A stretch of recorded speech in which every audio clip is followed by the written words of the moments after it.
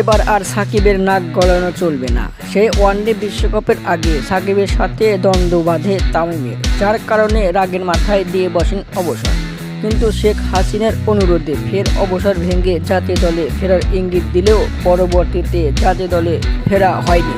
এবার হয়েছে সরকার পতন, সাকিবের আর নাক গলানো মেনে নেবে না জনগণ। অবশেষে সব মান অভিমান ভেঙে জাতীয় দলে ফিরছে তামিম ইকবাল। তামিম ফেরাতে কপাল পুড়ছে তানজিদ তামিমের, সাথে আরও বেশ কয়েকজনের কপাল পুড়তে যাচ্ছে।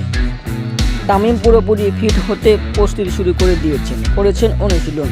দেশকে তিনি বড্ড ভালোবাসেন, দেশকে ভালো উপহার দিয়ে আবারও দেশের ভক্তদের মনে আনন্দ উল্লাস ফিরে আনতে চান এই অভিজ্ঞ ওপেনার। এদিকে হাতুড়ির চাকরি নিয়ে চলছে টানাটানি, তার ভাগ্য কি ঝুলছে এখনো অজানা। তবে সময় হলে ভক্তরা সব বুঝতে পারবে, যে কোনো সময় হাতুড়ির চাকরি বরখাস্ত হতে পারে দর্শক। এদিকে বিসিবি সভাপতি নিখোঁজ, সহসভাপতিও বানানো হয়নি কাউকে, নতুন বিসিবি দিতে ঘোর চেষ্টা চালাচ্ছে ক্রিকেট বোর্ড। দর্শক, আপনাদের মতামত কমেন্টের মাধ্যমে জানিয়ে দিন।